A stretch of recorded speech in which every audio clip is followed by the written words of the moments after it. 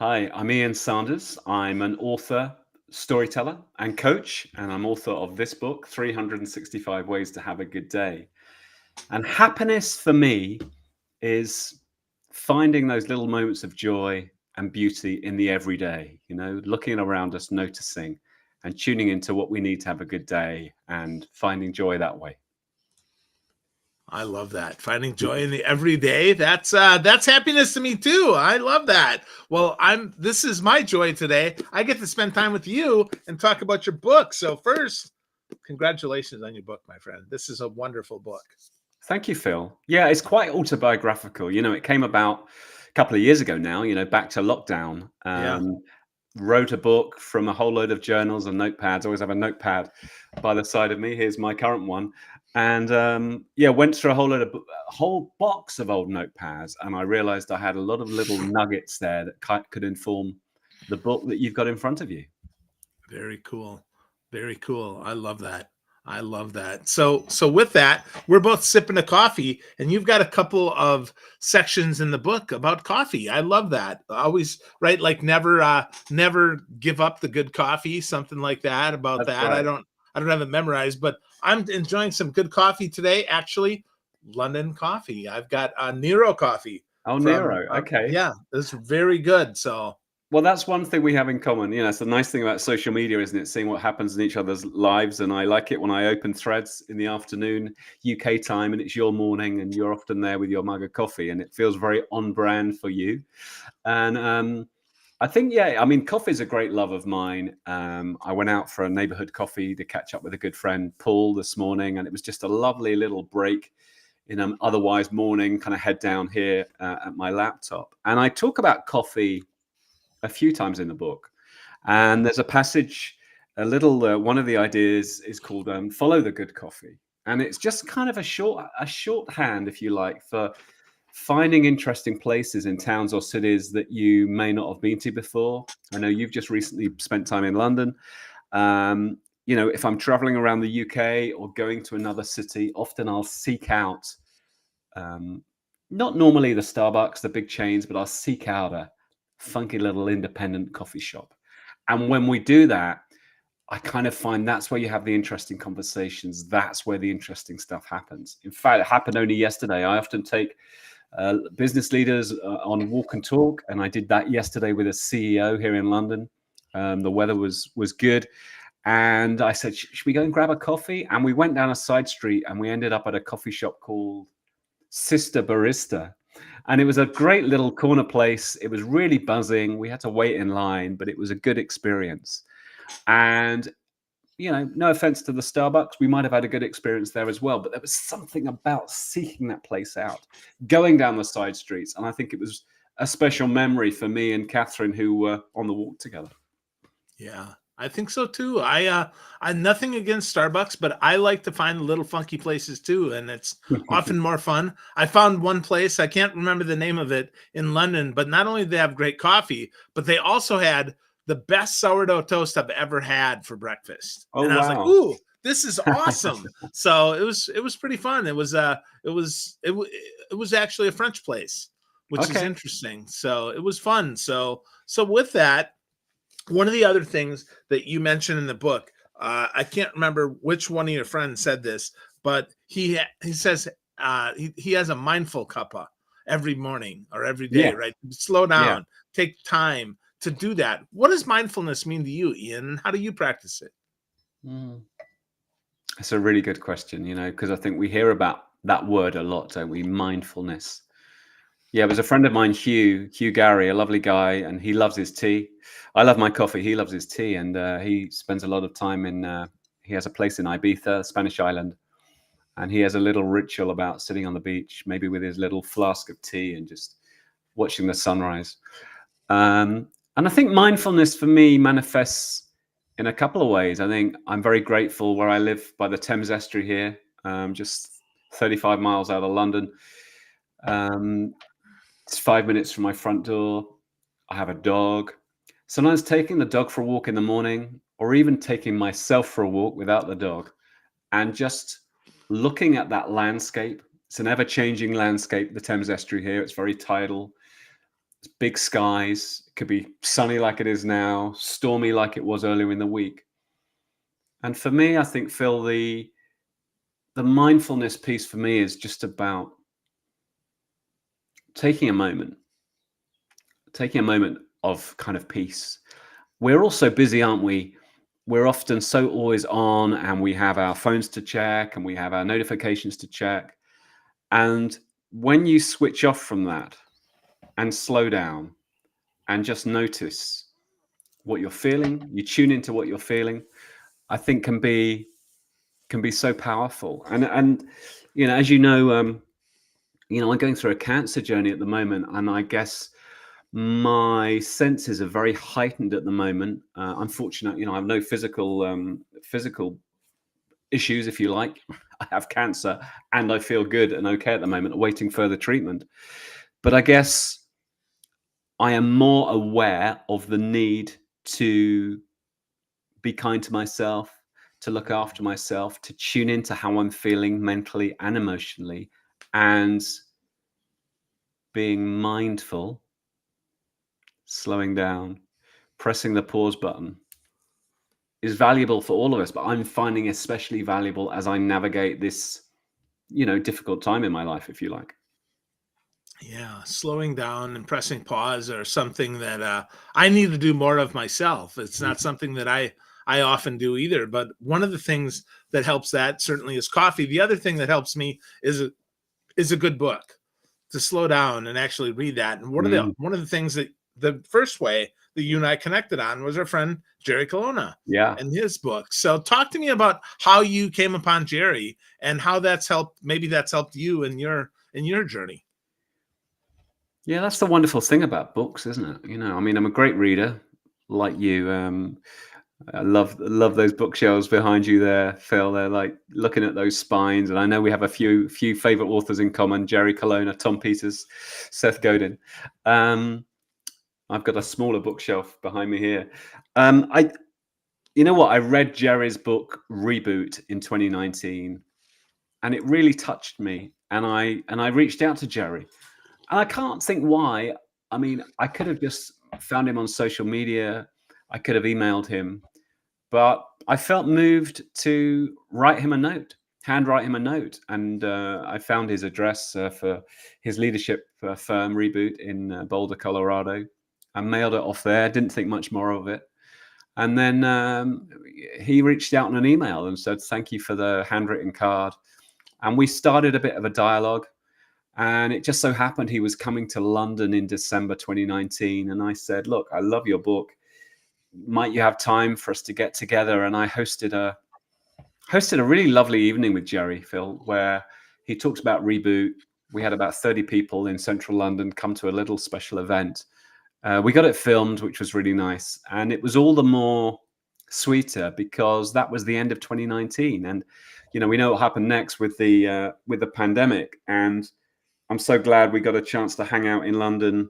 And we built a friendship off that. We saw each other in 2022 in person. And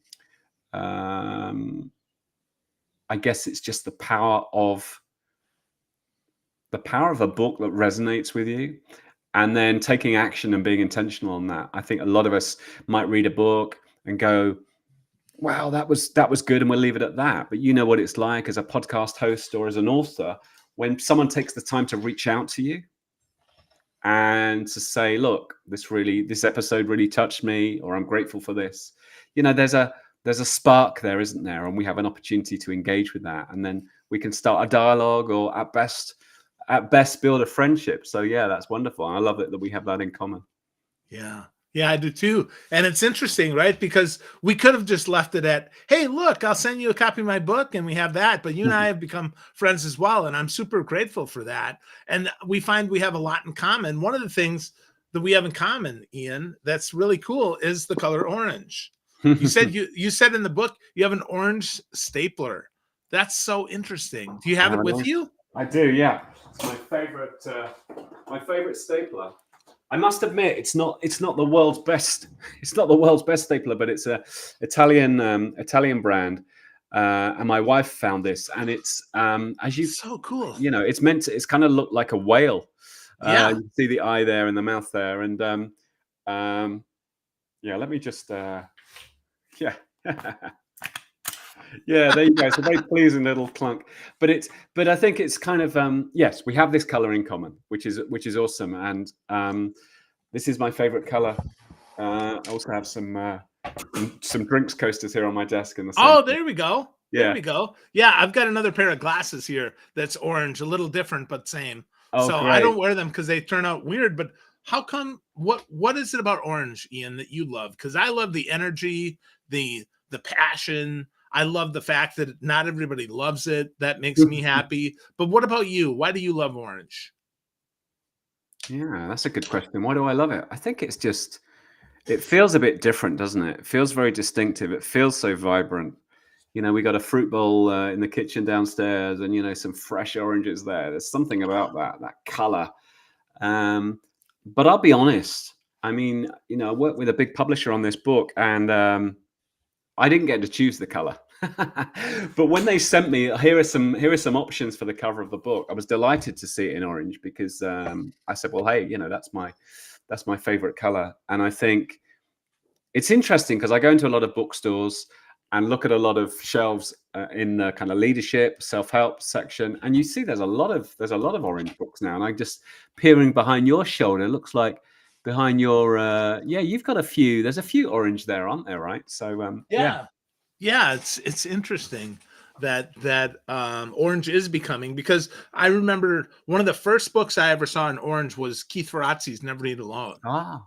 That was the first book that I remember being in orange, because orange was a unique color, and I still think I think I just get drawn to orange books. But I think there are more and more today. People are more willing to embrace orange instead of blue for trust or green Yeah. for money or Yeah. something like that. So Yeah, I like that. I must admit, I approached it just from an instinctive level, and then since I've done that with the book, I have reflections from people like yourself who maybe understand a bit more about the kind of science behind colors and what it signifies. I do some work with the Simon Sinek organization, and simonsinek.com, use orange, and the Optimism Company, his Optimism Company, use orange. So it's really interesting that once you're aware of it, then you look for it and see where it's present. And I've got a little green coffee cup today, but these from a set that a friend gave me, and I have got an orange one of these as well. So yeah, beautiful. Well, that takes me to another one of your little passages, and that is, you talk about walking around with your eyes open, which seems obvious, because if I walked around with my eyes closed, I bump into things. But that's what you're talking about, isn't it? It's funny because I actually put a little post up on Instagram this morning of going through the cancer journey. I said it was like putting on a new pair of glasses and seeing things clearly. So that aligns very much with what I put in the book about walk around with your eyes open. And I guess that's about, so many of us walk around listening to things in our ears, looking at our phone, which is fine. But I just think when we're more intentional about noticing the world around us and being more curious, wonderful things can happen. And I think sometimes we can even be a tourist in our own town or city. I was in East London in a neighborhood I don't know that well with my two teenage boys about 2 weeks ago. We're heading for coffee, very on brand for the Sanders family, where we were heading for coffee. And I just saw across the other side of the street something that caught my eye. And I said, hey, what's over there? And we found this wonderful urban garden. It's beautiful, this beautiful garden, trees and a little area where you could get coffee or drinks. And it's on the side of a disused railway line. And I thought, how many times had I walked past there without even knowing it was there? And one of my boys, as we walked away, they loved it too. It was a real wow factor. They said, wow, Dad, why did we go there? And I said, well, it's just about being curious, about asking the question, what's over there? So to your question about, yeah, we all have our eyes open by their very nature, but like, do we really have our eyes open to see what's there? And excuse the pun, but putting it through the lens of now going through cancer and being more aware about how precarious life is, that whole sense is heightened, because part of having my eyes fully open is about really tuning into knowing what really matters, knowing what really matters, knowing what doesn't matter, and making those choices. Because I think, Phil, at the heart of having a good day and at the heart of the book is this paying attention to what we need to have a good day, and then being intentional about it. So it's that kind of attention, intention balance. But it starts with noticing, and it starts with being really aware. And it means walk around with our eyes open. Yeah. I think it also starts with slowing down Yes. so that we can actually see it, right? Because if we're sprinting past stuff, it's Yeah. real easy to miss stuff. But if we slow down to kind of the speed of life, we're able to see a lot more. And I think that's one of the things that I love about the book is they are all noticings. I think they're all things that I'm like, oh, I hadn't thought about that. Or, oh yeah, that resonates. That matches with me. One of the things that I'm curious about though, is the whole have a good day. I've always said, make it a great day, because I believe that we have the power to that. So tell me a little bit about the genesis of the title of the book.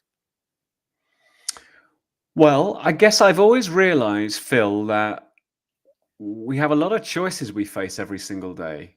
We have choices about if we're going to an office, how we get to work. We have choices about, whether we're looking at our phone or listening to a podcast or reading a book. We have all these little choices. And what I've learned in my 55 years on the planet is that these little seemingly trivial choices matter.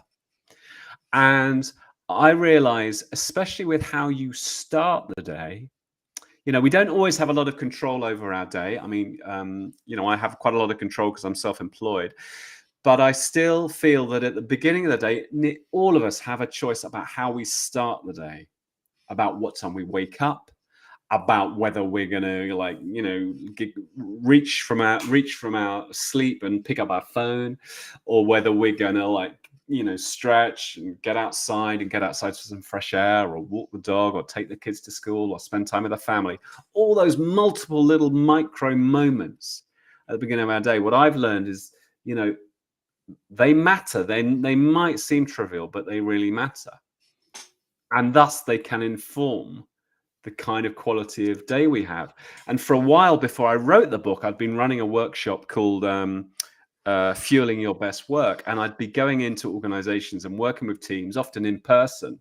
And I'd be getting them thinking about their working day. And I'd say to them, right, you work in a nice neighborhood of London. Do you get out for 10 minutes or 20 minutes at lunch break just to go and sit on a park bench, or look in the local bookstore, or walk along the River Thames? And so often I would be surprised that people would say, I never thought of that.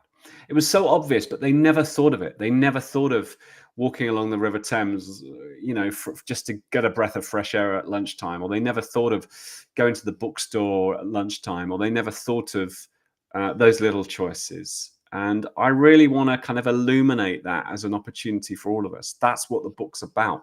Thinking about those little moments, thinking about the habits, the behaviors, the ingredients that we have some control over, and how that can lead to having a better quality of day. Because we both have families. You know what it's like. If you have a bad day, kind of behavior is infectious, right? So it's going to infect your partner, in my case, my wife, my children, and especially at a time when maybe we work from home more, and it can be very intense. And I think being intentional, thinking about what we need to have a good day, makes not just a difference to us, but to our co-workers, to our colleagues, to our family members, to our friends.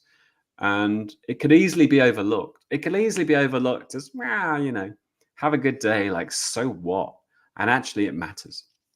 Yeah, I agree. It matters so much. And it's so interesting that it's so simple, so powerful, and yet so often overlooked, as you said there.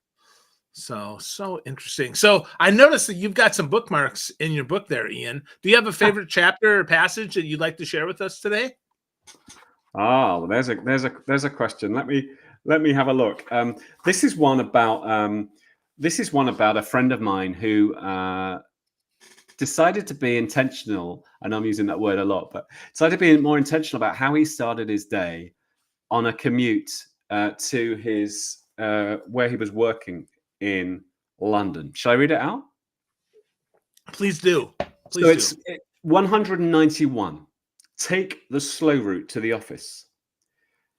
Nick is a friend of mine who lives in Camden, North London. In 2010, he got offered a new job. He was really excited about the role, but was dreading the commute. It was based at Canary Wharf, which is out to the east of the city in the Docklands business district. Thousands of people work in the Canary Wharf towers, and the adjacent tube station gets really busy. It was a demanding role, and Nick wanted to arrive in the right frame of mind. But then he realized he could take the boat to work. He could take the slow route from the London Eye down the river to Canary Wharf. Nick did that from day one. Most mornings, the riverboat was not even half full. Nick could get a seat and collect his thoughts, or stand at the back of the boat and look at the sights as it traveled under Tower Bridge. It's a less efficient way of commuting, involving an earlier start, but he always arrived more energized than if he'd taken the tube. Nick reckons it's the best commute in London, and I agree. And I love that one because it's kind of counterintuitive in a way, isn't it? Like, why would we take the slow route to the office? You know, why would we do that? Have to set the alarm earlier. They have to leave the house earlier.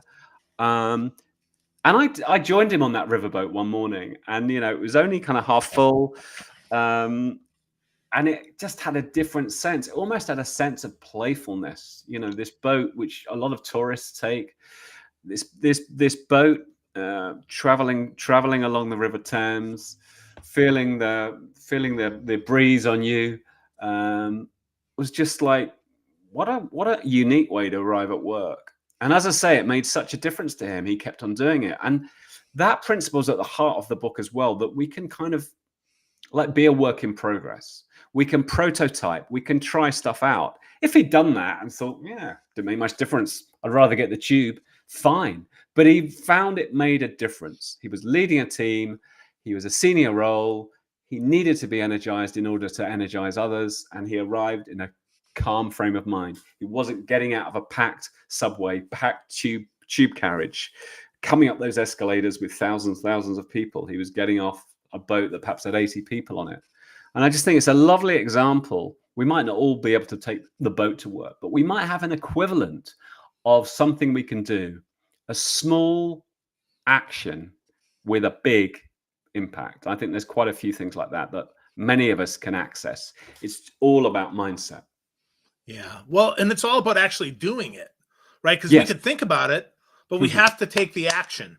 We have to take the action. And I love that your friend Nick decided to take that action. And to your point, I love that you also pointed out that it's reversible. Yeah. Like if it sucks, well, who cares? I'm not going to do it again. It's the same with the piece that you have in the book about rediscovering your neighborhood. Like if you're like, well, okay, I don't really like it here. Well, then move. Like it's okay. Like if you go out and rediscover your neighborhood and you realize, well, this isn't where I really want to be. This isn't any good. Well, okay, then take an action, do something else, or make a new neighborhood. So I think that's super, super powerful, Ian. There's lots there about intentionality. Yeah. I would say that's, you could call your book 365 Ways to Have an Intentional Day as well. Yes. Because I do think that is the key message of your book. Yeah, look, you make a good point, because loads of us could sit on our couches and say, well, this would be, why don't we give that a go? And I think a lot of us aren't always very good at putting that into action. So you're right, it needs the action part, and it needs that experimental mindset. I mean, I love that my work life is a work in progress. It kind of brings a playfulness to it, that I can experiment and try different things. One thing I talk about in the book, and I was reflecting on yesterday, was it's a similar kind of thing in a way, but it's this principle, which is take the earlier train. So like I live in a kind of like a London suburb. I live 35 miles out of London, 45 minutes on the train. Had an early start yesterday with a meeting. And rather than kind of time it so that I would just get to the meeting place in time, I planned it so I had 30-minute buffer. And I, surprise, surprise, I sat in a coffee shop and made some notes, had some insights, had some ideas, arrived at my meeting place to meet this business leader, really calm, really relaxed. I hadn't rushed. And all it meant was I had to set the alarm a bit early. I had to leave the house a bit earlier. I got the 06:59 instead of the 07:16. There you go. 17 minutes, but it made all the difference. And I think if you start the day stressed, if you start the day in a mad rush and the trains were delayed and this thing didn't happen and then I got caught up in traffic, that can really pan out and the whole day becomes a bit of a nightmare. But if you start it calm, you've got a better chance of it staying calm, right? Yeah, absolutely. And it's one of the reasons why I start my live streams always at 5 minutes past whenever we scheduled, because it gives us a chance to just relax. You can get a cup of coffee. I can get a cup of coffee, get some water, right? Take a breath. It's okay. We're no big deal. We can do that. So give us one more, Ian, one more intentional way that we can have a really good day, maybe from the book or maybe from what you've been working on. Okay, well, thank you. I mean, one thing I talk about in the book, which lives in my notepad, is this idea of kind of tracking the good stuff in our life. I call it my good times habit. So every week I start it on a Monday morning and I end it on a Sunday night, and then I keep the list going again. I call it my good times. And here we are. This is from this week, Monday morning, taking the dog for a walk. The sun was shining, looking down at the water, tide was in, then followed by a project meeting, went really well. So work, family, everything goes in this good times list. I've been doing it for over 10 years now. And I find that's been a really good habit for scanning the day for the positive. I like to be an optimistic, positive person. It also means I've kind of got all the data, if you like, for what I need to have a good day. Your listeners are probably familiar with, like a gratitude journal. And it's a bit like that, really. It's like writing down the good stuff. And I think it just nurtures a more optimistic outlook. So, when I've had some tougher times with my health recently and periods, in hospital, surgery and recovering, obviously I didn't have so many good times written down, but it would mean I would still every day try and find something, maybe watching an episode of The Bear, or, the dog making me smile where she'd fallen asleep at a strange angle, or having a little interaction with one of the kids, or listening to a bit of music that lifted me. I think that practice of scanning the day for the positive is really an important ritual for me. And I think it's so easy for us to try. We don't need a phone for it. It's an app. All it needs is a pen and paper, or pencil and paper. And it's just such a simple way of noticing what we need, what fuels us, and the act of writing it down, I think, is really helpful. When we write something down and commit it to paper and then look back, we can then see, wow, these are all the ingredients that I need. We're all different. Your set of ingredients can be different from mine, different from anyone else's. But I think capturing it is a nice little device. Yeah. Well, almost like a happiness recipe book, if you will. Oh, yeah. That's a nice way of looking at it. Yeah. I like that. And as I say, it's going to be different. I've got some friends of mine that are really super sporty, so that's going to be in there. Other friends who, like keen all year round swimmers in the Thames Estuary, and some people like starting the day with yoga. That's really super important for them. So we're all different, but what is the recipe that makes us tick, makes us who we are, and gives us a good day and aids our well-being? So happiness recipe book. I love that. I'll write that down. I like it. There you go. Well, good. Well, folks, if you're listening and you're watching and you're like, I want more of Ian Sanders, because I know I do, I encourage you, go to iansanders.com, get a copy of his book. 365 ways to have a good day. He's on Threads. He's on Instagram as Ian Sanders. Lots of great stuff there. So Ian, I'm going to give you the last word. You gave us some lots of great insight there on how to have a good day. So how do we get started along that journey? If we're like, you know what? Stuff is tough right now. I don't even know how I'm going to get started. If I can take 5 minutes, how can I do that? Well, there's a American writer who writes in the Financial Times, a global newspaper, at the weekend. Her name is Enuma Okoro. She's based in New York, and I was reading an interview with her last year, and she said that she's got this little practice that she does whenever she's feeling maybe like a bit stressed, or there's chaos around her, or uncertainty, or things are difficult. She slows right down and she asks herself, what do you need right now? And I think that's a wonderful practice. And I've been doing that quite a lot recently when I've been going through tough times with my health.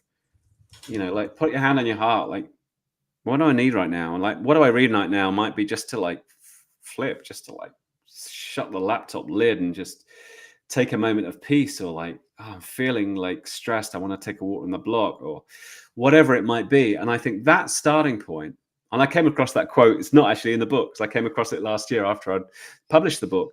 But I think slowing down, tuning in, what do I need right now, is a really good way of self-check-in, self-care, and thinking about, what do I need? And can I give myself what I need? And sometimes we might be in the middle of a subway carriage, or we're in the middle of a Teams meeting with a client, or we're in an all hands meeting. We can't do anything. But the first step, I think, is noticing and acknowledging and asking, what do we need in that moment? Especially during tough times, especially during times that are challenging, because, let's be honest, I've written this book. I mean, I know we're both very positive people. We have that as a trait, if you like, but I'm also realistic. That people, I'm speaking from a position of privilege where I have, control over my calendar and all the rest of it. And, I think some people it's harder, but I think if you tune into what you need and identify that is a good starting point. I think that's a great starting point, Ian. What do you ask yourself? What do you need right now? I think the point about putting your hand on your heart, when your heart beats just a little faster or a little slower, you're going to tune into that. So I think that's beautiful. Ian Sanders, the book is 365 Ways to Have a Good Day. IanSanders.com. Lots of great stuff, my friend. I appreciate you taking time with me today and sharing some of your happiness practices. Thanks, Ian. Phil, I've really enjoyed the conversation.